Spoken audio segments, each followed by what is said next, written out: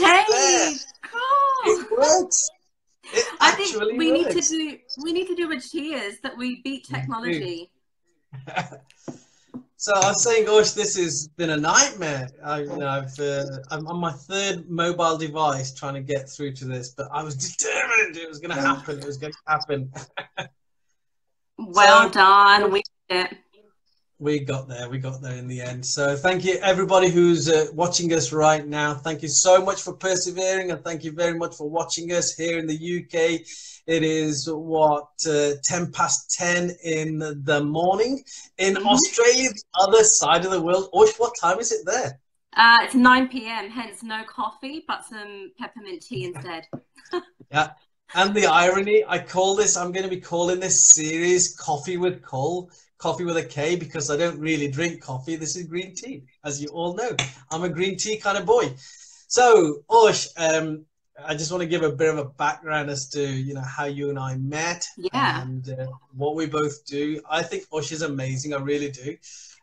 So Osh and I met really through, my Facebook Lives, and we just connected and we started having some conversations. And as I got to know Osh more and more, I realized that here was another person who was also as passionate as I was about this whole concept of inner mastery. I talk about inner leadership, and I go and teach inner leadership all the time to senior leaders, to anybody that I come across. In fact, people get pretty bored of it, to be honest.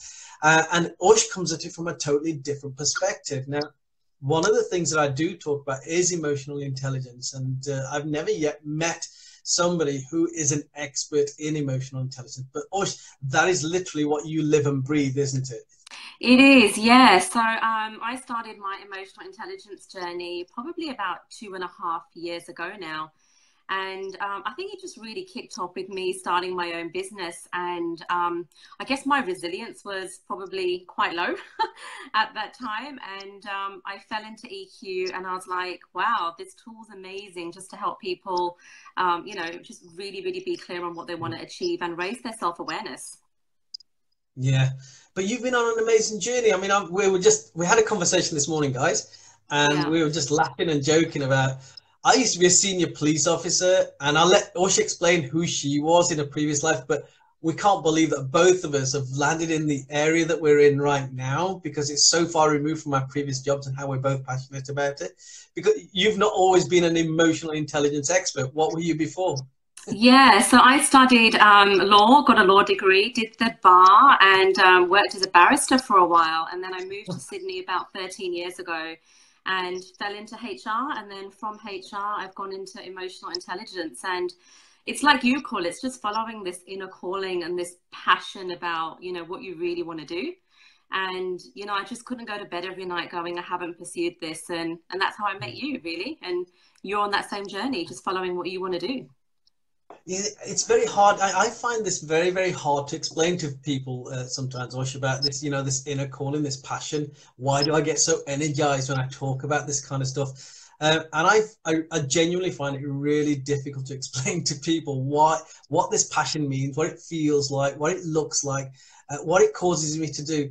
Could you perhaps explain that passion? Because I know that we have the same kind of passion and the same level of passion. Could you perhaps explain that more eloquently than I can put it to people? Yeah, and look, I think that passion is just knowing your why. So for me, I just knew that I couldn't wake up every morning and go work in someone else's business and sort of give my passion and my genius to them. And I think it was always this inner gut feeling of you've got to go out there and really just do what you want to do. And if you fail, that's fine. Embrace the failure. Get back up and look at the lessons that you've learned. And look, 2.5 years into the business, of course there's been lessons, of course there's been failures, but I'm at that point now where I'm like, bring it on and really look forward to them, because I know there's always a lesson in them. Here's the other strange thing, so you've been in business, what, 2.5 years, haven't you? And I've sort of been in business the same kind of time. We've both been sort of 2.5 years. I'm probably just a couple of months ahead of you, no more than. We've both experienced our successes and our failures, and we've learned an awful lot. What have you learned about business in the last 2.5 years? So I think everyone's seen this image that you get where it shows that people think, you know, the entrepreneurial journey is like from here to here and it goes up, when in reality it's just this squiggly mess. Yeah. And it really is a squiggly mess. And even though I'm an EQ coach, trust me, there's days I wake up and you know, I'm like, what am I doing? Like, why am I doing this? And but there's just this fire inside of me and it's you wake up with this energy, you wake up with this passion. And I think it's just about, even if you can impact one person with what you do, then that's just worth absolutely everything. And for me, I think the lesson is, just plan and take it into bite-sized chunks as to what you want to achieve, and set your goals and go smash them. Yeah, that's beautiful. You see, for me, when I try to explain that whole entrepreneurial journey, I mean, I don't even like using this phrase entrepreneur anymore, because I think it's just such a generalist phrase now, and it's become a bit more sort of one of these things that people say, you know. And I think the true entrepreneur is that person that just thinks outside the box, as you've rightly said. We just think a bit differently from other people. We have to know our why. Why is it that we're pursuing what we're pursuing? What is our purpose in life? Why were we put onto this earth? These are the kind of questions I ask myself.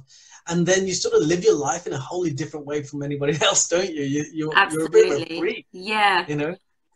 Okay, so I'm a movie buff, so I've got to share a movie analogy here, cool, with you. So the Karate Kid, right? Everyone loves Mr. Miyagi. Mr. Miyagi's a legend. And I don't think, though, and he's going to kill me for saying this, but I don't think he had high emotional intelligence. So everyone that's watched the movie, and he trains Daniel and he teaches Daniel all of these moves that he has to do. And on the famous scene where it's the wax on, wax off by the car, and Mr. Miyagi provokes Daniel, and he literally has this instinct that kicks in and he responds. And it was then that he had this light bulb moment of, oh my God, I now understand why this guy, you know, he was teaching me all of this stuff. And I think you look at the workplace and you look at leaders. And, you know, sometimes leaders don't tell their employees or their staff, you know, what it is that they're doing and why. And imagine the impact Mr. Miyagi would have had if Daniel knew exactly what that purpose was, why he was teaching it. And, you know, as a coach, Cool, you'd know this, when you coach executives, you ask them, you know, what is your why? What is your purpose as a leader? And they say, oh, I know it. And then you say, well, can you explain it? And they say, no. So if they can't explain their purpose, how can they get people on that journey with them? Yeah, absolutely true. And the other thing I find is that, you know, I do a lot of work around values, and I say, you know, you really need to know yourself at a much greater depth, you know, and part of that greater depth is knowing your values. What is it that makes you tick? And then what is your purpose based upon the values and the beliefs that the conversations that you have. And what I find very often when I ask people in a training environment, more often than not, what their values are, what they'll do is they will basically borrow the values from the organization and make them their own values. And I was talking about this last night, you know, my last night's Facebook Live, and I find this so often. So, for example, I went to a police force not so very long ago, last month, I think it was, and I did this work with them. And they came out with some amazing values because the organization has got incredible values. But if you looked at the values that were coming out, they were all the very similar values of the organization. So what people don't do is really do the inner work. And emotional intelligence is all about the inner work. It's all about self-mastery, isn't it? It is. And I think it's... Yeah, it's a really interesting point you raised. So one of the techniques we use in emotional intelligence is this values exercise. And we've gone into, you know, businesses, and we say the same thing that you did, you know, what are your values? And a lot of the time they say, we've actually lost in touch with what our own personal values are.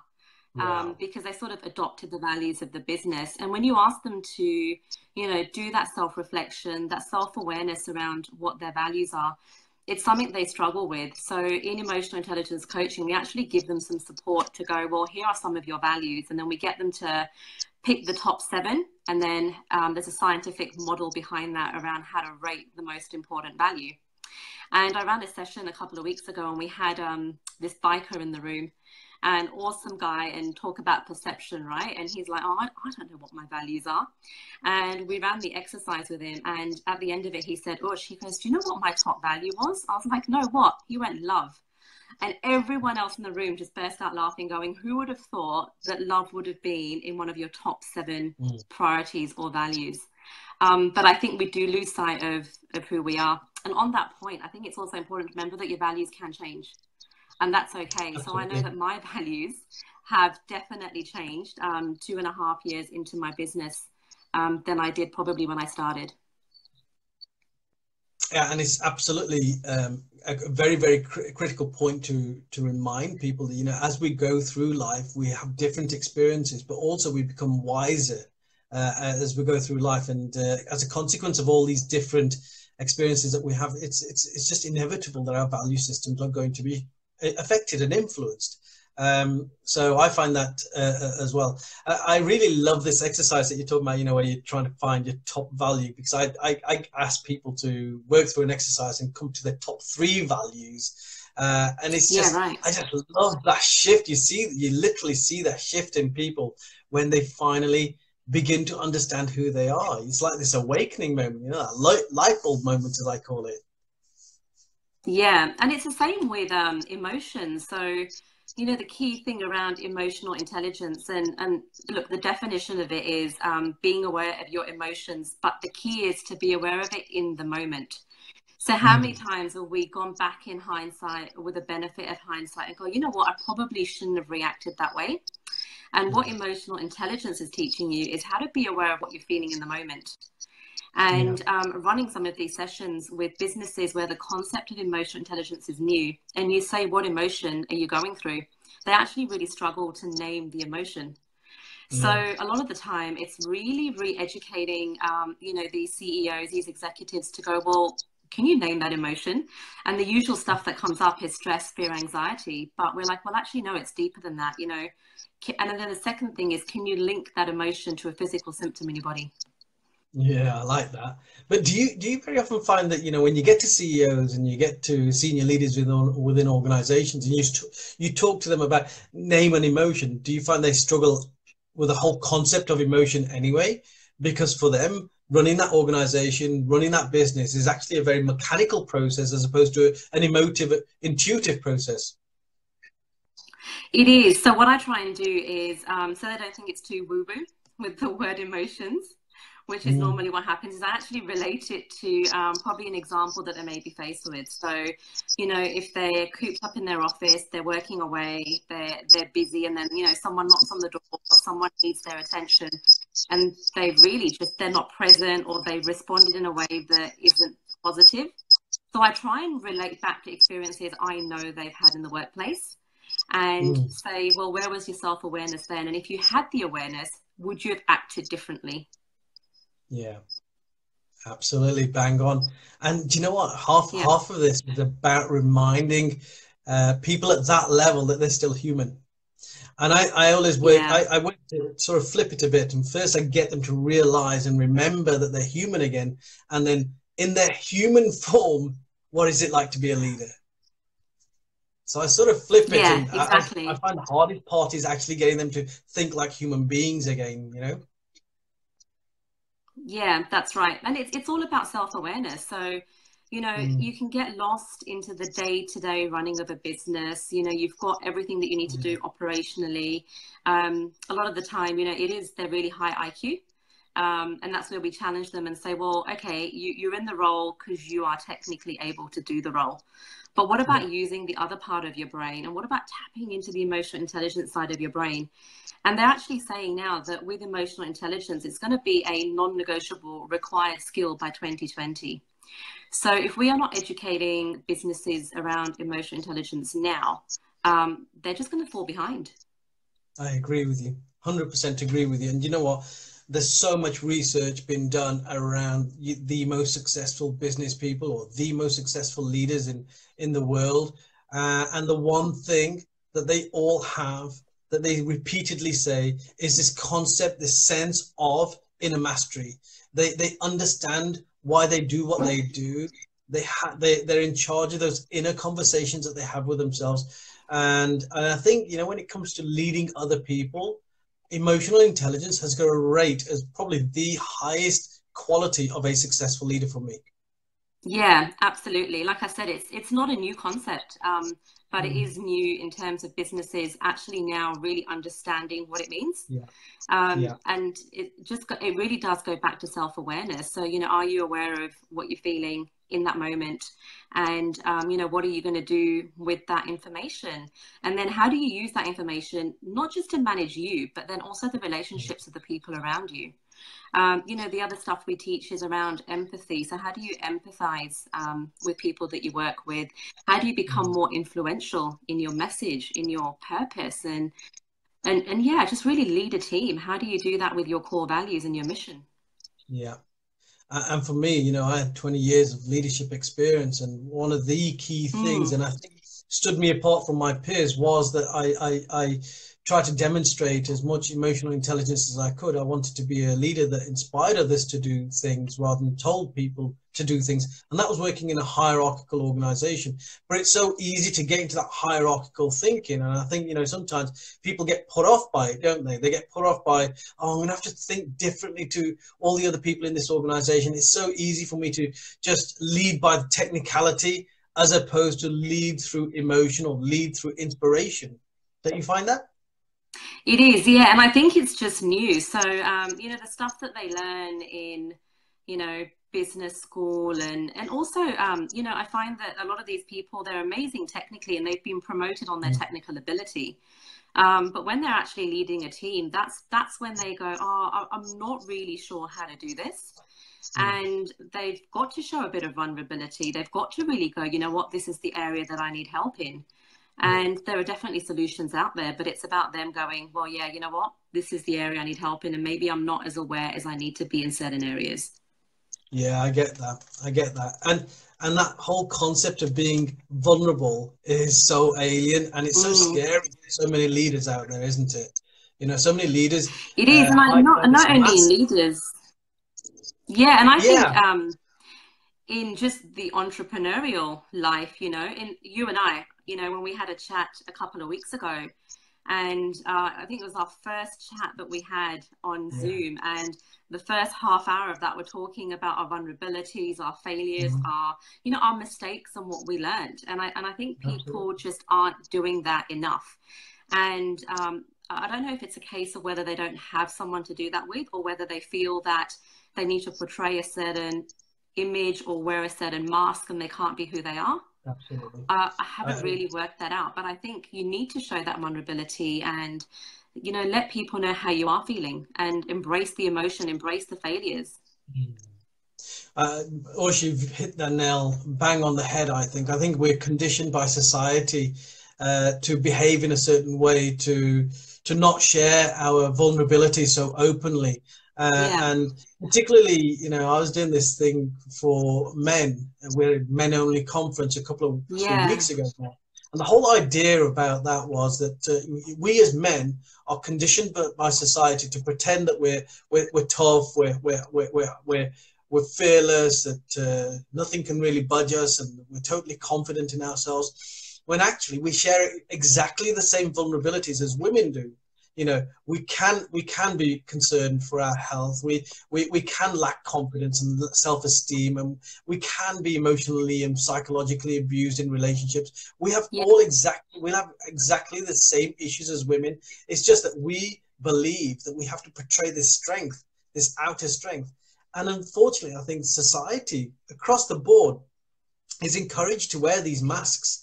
You know, I very often say that one of the last things that we do before we leave the house is look at ourselves in the mirror to make sure that we're Yeah. wearing the right mask, don't we? As to, are we wearing the right mask for our friends? Are we wearing the right mask for our colleagues? Are we wearing the right mask for our clients? And I just think being authentic and being real and showing your vulnerabilities, as I did at the start of this Facebook Live, because I had no Yeah. idea what I was doing. You know, showing those vulnerabilities is very, very important, and people are attracted to people who are real and, you know, live their life with all their vulnerabilities on show. I think there is some attraction in that, don't you believe? Absolutely. And I think Yeah, that's that's right. But why I you and like I you said, connected. That's right, absolutely. And, I think just, social media and the media in general, really, there's a big hype about, you need to be happy all the time. You need to be successful all the time. You need to be, the whole hustle concept, Yeah. and be Hustle on the and go grind. and not having hustle and grind. Exactly. My motto at the moment is hustle and heart will set you apart. Um, but yeah, so, you've got to feel all these positive emotions, and I totally get that. But it's not actually normal. Like, there are going to be days where you do feel down, where your resilience is going to be low. You are having a bad day. You probably are either going to withdraw or you're going to lash out. And you need to embrace that side of it as well. And I always tell my daughter that, embrace all the feelings that you have. And a really good analogy is think of your feelings as actors on a stage. And once that scene's completed, they're going to walk off and new actors and new feelings will come on. So just embrace that moment. And, one of the arts of being emotionally intelligent is to really stay quiet while that war within you is going on, and being able to sort of step back from it and just really observe what's happening. And I know the old me, before I was coached in emotional intelligence, I was guilty of those knee-jerk reactions. And, in that moment, you think you're doing the right thing. And now I'm really able to sort of reflect on what's going on and think a lot clearer. And once you do that, you actually see more solutions and more possibilities than you probably wouldn't have seen before. 100%. I think you develop this like spatial awareness then, when you are just singularly focused on the problem in front of you, all you're ever going to see is the problem in front of you. And you can over analyze that to death, and it becomes your world. And this is about stepping away from acknowledging the emotion, the problem, the challenge, whatever it might be, acknowledging it, because you know what, you're a human being. You're allowed to have a range of emotions and each serves a purpose. But don't get sucked up into those emotions or those feelings or those challenges. Correct. And the moment you step back, you can see the solutions around that. Yeah. Yeah, absolutely. But it's being able to have that awareness to do that. Yeah, And I that's 100% the agree bit with. that, we really teach in emotional intelligence. Because, like I said, I've done those knee-jerk reactions. I've shouted, I've said stuff I shouldn't have said. And later on, I'm like, why did I send that text? Why did I send that email? Whereas now, luckily, I've got a coach who's listening right now. Hey, Grant. I can go, Grant, what do I need to do? But yeah, it's just good to have that sounding board and, really talk to someone about what's going on and embrace that emotion in that moment. And also to adopt the right kind of inner language as well. To ask yourself questions in a very empowered kind of way, to sort of almost ignite your mind to think in a different way. So I think that's so important, being conscious, acutely aware of the inner language and the style of words and the style of language that you're using within yourself. And also, of course, the language that you use outwardly to other people as well, because of the impact that you have on other people. And this is emotional intelligence. When you're living and breathing, it's to that depth that you need to live and breathe it. Would you agree? Yeah, absolutely. And a really good coaching technique that I'll just share quickly with anyone that's watching or on playback is a lot of coaches, if you're going through a situation, they normally get you to focus on the best case scenario, right? As you'd know, cool. But one of the techniques used in emotional intelligence is really to get you to identify what is the worst case scenario.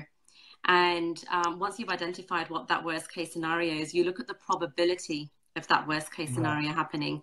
And then you go to the best case, and then you go, well, what's the likely outcome? And then once you've identified what the likely outcome is, what a really good coach will do is they'll get you to identify what steps you need to take to get to that likely outcome. But what that whole process does is it gets you to really nut out what is the worst case. So it's out there, you've identified with it, you've raised it to the surface, and then you can sort of go, right, bring it on, let's deal with this. Whereas I think if you sort of ignore it and mull it over, it sort of simmers. I think the important thing about that technique there that you've just described, Ocean, I use that technique myself, is that you are not brushing the problem under the carpet. You're actually acknowledging it, and you're acknowledging it to its worst extent, if you like. You say, okay, let's have a look at this. Let's get this out on the table. Let's have a proper look at this issue. Let's have a look at this worst case scenario. But then you look at the whole probability issue. And I find that more often than not, when you start looking at, when you flip it and you look at the best case scenario and look at the probability, you tend to have a greater level of probability with the best case scenario than you ever do with the worst case scenario, you know? So it's a real clever way of shifting very subtly the person's mindset and shifting their inner language.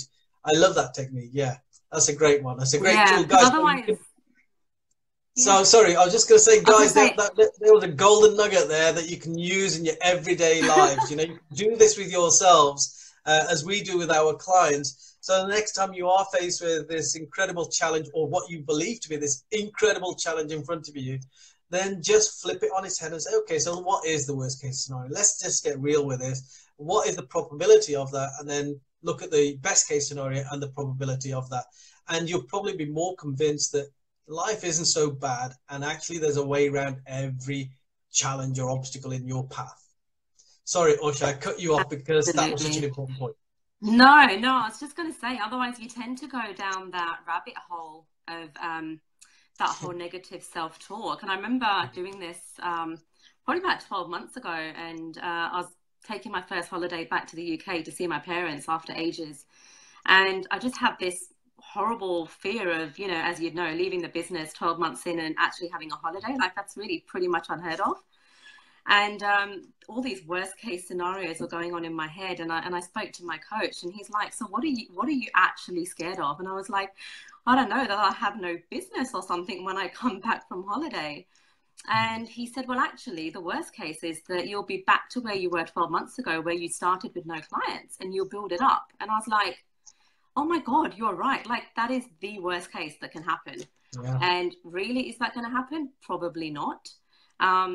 So I think, you know, a really good coach does get those answers out of you and bring them to the forefront, and not be worried about the reactions that that's going to really bring to the surface, and it'll help you deal with those emotions. Incredible. So tell me now, you know, 2.5 years in, you've been running this business on a subject which is very, very powerful, emotional intelligence. I totally get it. You know, I live and breathe that kind of stuff. How is business now 2.5 years later, you know, for all those aspiring entrepreneurs out there? Still tough. It's and look, I don't think you ever get to the stage where you're going to say, oh my God, I've made it. And I think I don't want to be one of those people. Like, I want to be continuously learning, and I sort of have goals that are set for every 90 days. So if you ask me at the end of my 90-day cycle, Ush, how are you going? I'm going to say, awesome, I smashed it. But if you ask me the question at the beginning of my 90-day cycle, I'm going to be going, oh, I feel a bit nervous. I feel a bit excited, because I'm in the initial stages of riding that wave again. So it really is about riding the wave, and just, be open, learn. Like, I've learned so much from you, Cole, and, you know, how we've connected and what you're doing, and just some of the stuff we shared. So. And absolutely. You know, I've learned so much from you, Osh, you know, and this is the importance, you know, those of you who've watched my Facebook lives before will know that I repeat this quote over and over and over again from Jim Rohn, the great Jim Rohn, that says, you know, you become the average of the 5 people whose company you keep. And I think it's so very important, particularly when you are building a business, but in life generally, it's so very important to make sure that inner circle is of the highest quality, you know. And Ush is in my inner circle now. We have conversations on a regular basis. I rate Ush, and I know that she's at the top of her game. I think she's not telling us the full story about, you know, everything's tough. She's doing so well in her business. I'm so impressed with what she's done. And of course, yes, you're right, Ush. You cannot afford to be complacent. For me, life, business, leadership, whatever it might be for you, is a constantly growing thing. You know, you have to live in a state of growth mindset. You know, you have to learn something new every day. You have to grow every single day. You have to set yourself 90-day plans and things like that. You know, we both are constantly growing, aren't we? When we have conversations, we don't just talk about all the great stuff. We also talk about the stuff that's really challenging us. And that I find is the part that keeps us growing. Yeah, that's absolutely right. And look, don't get me wrong. Like, I wake up every morning, and I think you nailed it the other day, where you said you wake up with this energy and passion for what you do, and you don't know what's going to happen that day or that week. Yes, you've got your plans to have certain meetings and stuff, but you don't know who you're going to bump into or what that coffee meeting that you've lined up with someone you've connected with is going to lead to. And it's that excitement and I guess that ability to share your message so freely and to have the freedom to do that. I think it's just a blessing, and I honestly wake up every day so grateful to be able to share this message with people. Yeah, do you know what? I live in this constant state of gratitude, of anticipation, Yeah. and of a level of subdued excitement sometimes. And I literally don't know, as you quite rightly say, from one conversation, some magic might come of it. And it's happened to me so many Like a times. Facebook Live. Yeah, on a Facebook Live. But it's happened so many times that I literally cannot take that for granted. I know that every conversation is so critically important. You just don't know where it's going to take you. And as a result of conversations in the past, you know, I've got a couple of speaking gigs this week. I'm about to connect with somebody later on today that might take me into their business, which is a completely different arena to the kind of business that I deal with. Things happen, but you've just got to be very conscious about everything that you do. And my mentor, John Maxwell, talks about living life very intentionally. So I live life very, very intentionally and live life very much on purpose rather than go into that automatic, you know, semi-hypnotic mode that most people are living their lives in, you know? Yeah, you're absolutely right. And it is about being present in our journey. You know, I was talking to one of my mates, Andrew, and he's probably going to watch this on playback. And he started his business, the same thing, a couple of years ago. And he's, you know, just really, really worked hard for 2 years. And he said, Ush, he goes, you know, how far have we come in 2 years? And it was only when we actually looked at where we were probably, you know, 12 months ago to where we are now, and the opportunities we've had, you know, the clients we've worked with, the opportunity to travel overseas and speak, you know, in other countries. 12 months ago, I'd probably go, oh yeah, that may or may not happen right now. And it just gives you that excitement of what is going to be happening in the next 12 months for us. So you do have to look forward. So plan and do everything you need to. And, you know, when that anxiety kicks in, like a lot of entrepreneurs say they have that anxiety because they don't have that stability of a job. And I love the phrase where it says, interrupt anxiety with gratitude. And it sort of just rewires the brain. And if you're having a moment where you are feeling anxious, you know, just think about the stuff that you are grateful for and you'll be back on track. And of course, just to add to that, which I think is really invaluable advice, there are going to be times where, you know, business isn't as sharp or as abundant as you might want it to be. You know, maybe you're not getting the engagements coming through, or you're not getting the clients coming through the door. You have two choices, as far as I'm concerned. You can either use that time to despair and get really frantic and worried and start taking some knee-jerk reactions, or you can do what, you know, certainly what I do is I use that moment of time for some creativity. A couple of months ago, I had a month where, you know, I had no new clients, and it was a very seasonal kind of thing. People are going on holiday, so, you know, they had other things that were occupying their mind.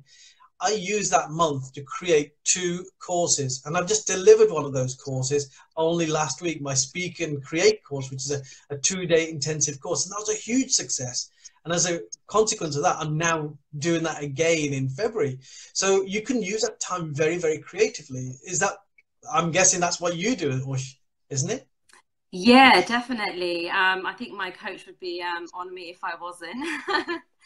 So it's definitely about, you know, using your time effectively, but it goes back to your goals. And if you have those 90-day plans and you have your strategy sessions, you have your meetings, and you feel like you're on track, and exactly what you said, if you feel you're not, or things are slow, I'll probably just take a step back and go, why?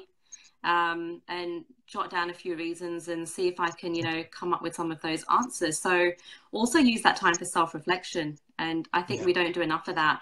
And isn't it saying that the great leaders in business, the ones that are most successful, I think, don't quote me on it, but I think they say that 70% of their time is spent just, you know, having that self-reflection, looking out the window, whether it's reading a book.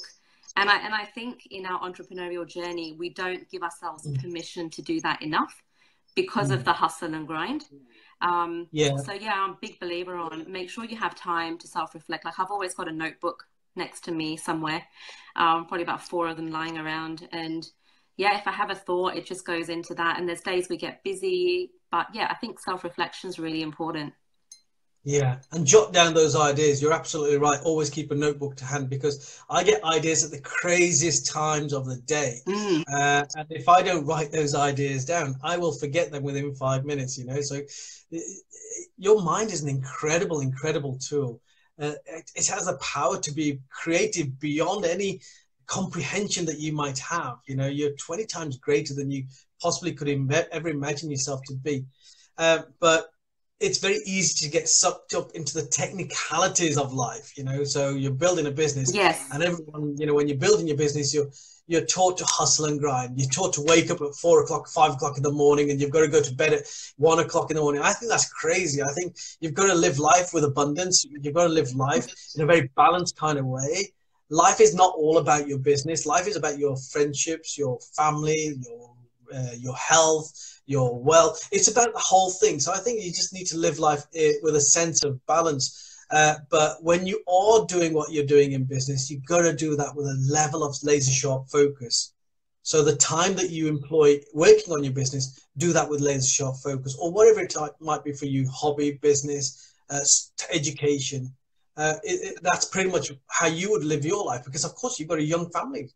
Yeah, and I think it's like what you said. I just try and be present. So if it's in the business, I'm trying to be present in working in the business. Or today I had, 2 sales meetings. So it's about being present in those meetings and not worrying about, what time I need to go and what I'm going to do in the evening, or stress about our technology issues for our Facebook Live tonight. It's just, it's about being present in that moment and enjoying what you're doing. It is. And, we spend so much time in our businesses that if we're not enjoying it and, we're not embracing that passion, living that passion, then what's the point? Absolutely. Then Absolutely. you're better off just going, you know what, it wasn't for me. I tried it and going to try something else. And that's okay too. Yeah, absolutely. Hey, Ush, I think it's probably a good time now just to say hi to a few people, because I noticed there's a few comments. Yes, that'd be great. So let me say hi. So, hey, Larry, all the way from America. Good to see you. There's a strange lady here called Ush Dhanak saying hello as well. Tom, good to see you. Gerback's good to see you. Pragna, thank you very much for joining us. Beiju, good to see you too. Hardeep, good to see you. Gerbax was saying that we're having some image issues apparently here. Apparently technology is not very good, but hopefully everyone can see us okay now. Daniel, good to see you. Sharon, good to see you. Bhavin, good to see you. VM is watching all the way from India. Hey, so V is the guy. Okay, V, hi, how you doing? So Ush told me about you, right? And she says, you got to check V out because this guy is awesome. He's very real, very authentic. So I know we've only just recently connected. So I went across and checked you out. I love the stuff that you do. I love what you're doing in India. I think all you need now is me and Ush to come over to India as well and do something with you. Oh, I'm seeing him in February. Oh, yeah. Okay, yeah. So I'm going to come across in February as well. Yes. But no, great. Thank you very much for connecting, V, and thank you very much for watching. David, good to see you. I hope you're well. Ravi, good to see you. Fazil, good to see you. Jay Shetty, good to see you. Hey, Jay. Jay's an extraordinary individual, extraordinary, and he's my mentor. Hey, Jay. Jay's living proof of what you can do when you do put your mind to something. And I've just watched his growth over the last 2 or 3 years, and exponential growth, I should say, with Jay. But he comes from such a loving place. He's just full of such wisdom, and I just love what you do, Jay. So thank you so much for joining us here. Kavik, good to see you. Laura, good to see you.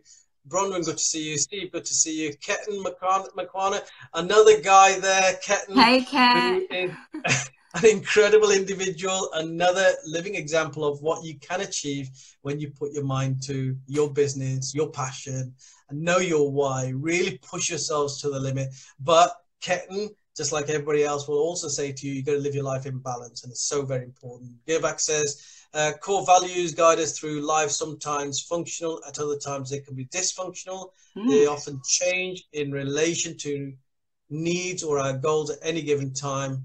And I can't read the rest of it. How aware are we or something? Zahu, good to see you. Grant, great to see you too. Perona, good to see you. My goodness, there's loads. Deepak Chopra, my coach Ush Rocks, obviously one of your clients. Hey, Deepak. How much did you pay him for that? Rekha, good to see you. He'll probably charge me later. Yarlini, good to see you. Gary, great to see you, mate. Hope you're well. Grant says you're either green and growing or ripe and rotting. I love that analogy. Yeah, I really love that. True. The moment you think that you've made it and you've done it, you're rotting away. I love that, Grant. Thank you.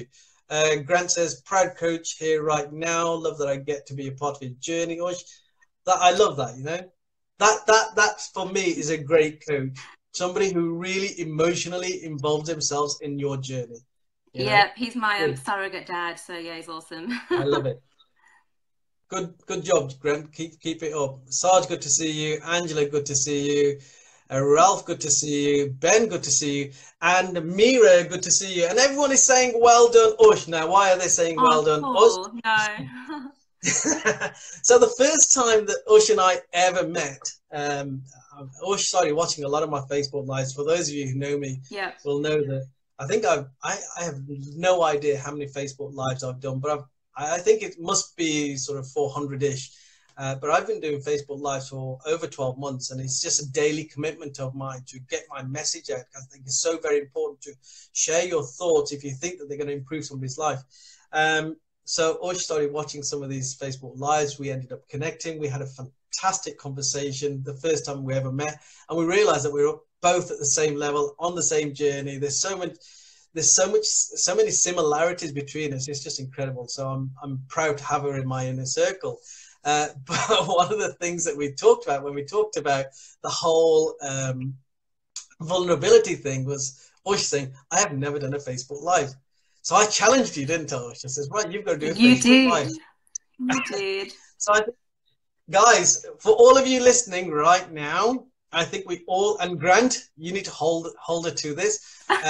So she thinks that this is her first Facebook Live. It's not really, because actually I've invited her. I'm just asking questions. But I think in the next 24 hours, Ush should do a Facebook Live of her own.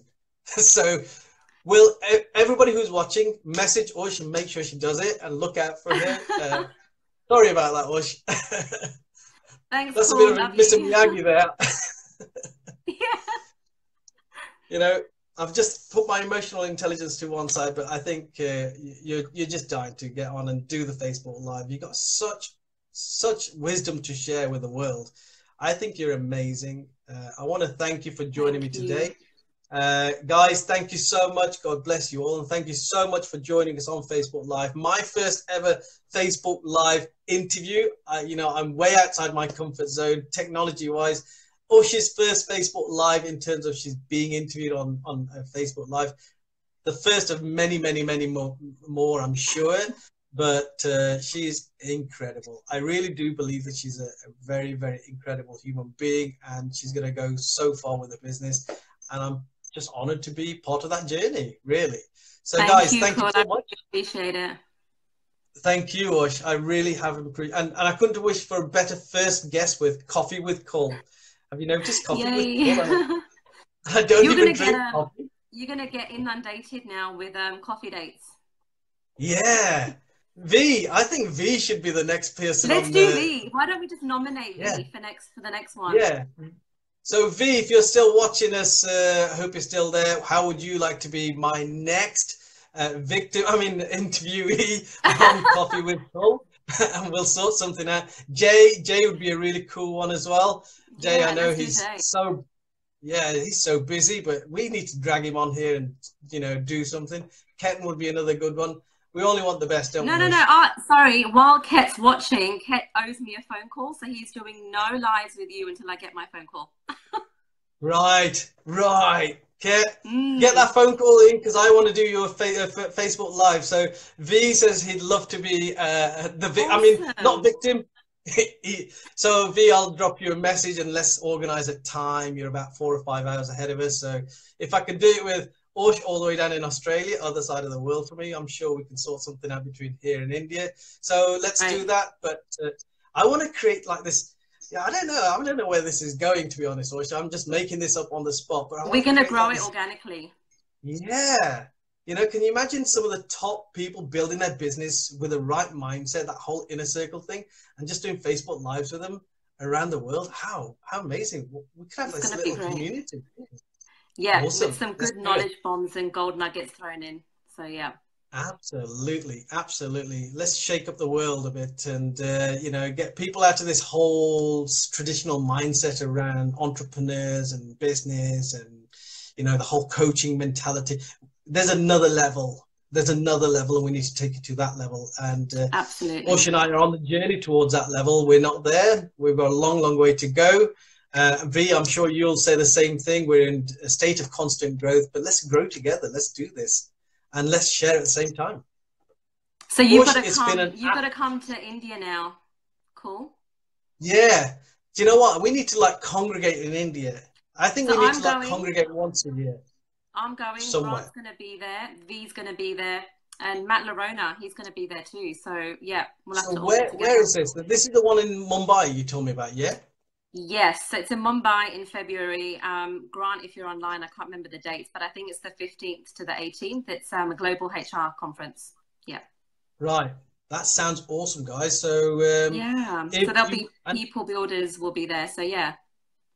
so anybody out there building a business, get yourself off to that conference in India in February, 15th to the 17th. Thanks for that, Thanks, Grant. Grant. 15th to the 17th in Mumbai, the Global HR Conference. I'm going to actually try and make it, to be honest, Osh. I'm going to try and be there. I think Do that'll be it. quite awesome. If only to meet Grant and V, if nothing else, you know. But That's right. yeah, I think that sounds awesome. And of course, you and I will meet up physically for Yes. the first time, which would be particularly awesome. So, guys, thank you so much for joining us for this Facebook Live. Thank Honestly, you have you. no idea how much gratitude I have for you and how honored I am that. Oh, there you are. Grant's put the the The link. hyperlink there for you. Great. So thank you so much for that, Grant. Honored to have Ush as part of Facebook Live today. My first ever Facebook Live guest. I couldn't have wished for a better one. She's like my baby sister now. Thank you, Yeah, Paul. like my little baby sister now, all the way across there in Australia. Hope you guys have enjoyed it. Hope you've taken something away from our thoughts, our ramblings. We didn't want to make this too sort of orchestrated. Yeah, there was no structure. There's literally no structure. I had no idea what questions I was going to ask, and Ush had no idea what she was going to ask. So we thought, make it a conversation. And I hope you've enjoyed that conversation. Thank you so much for joining us. Thank you for spending time with us. Ush, you can get off to bed now because it's quite late in the night there for you. So all the very, very best. God bless you all. And thank you. Bye-bye. Thank you. Bye.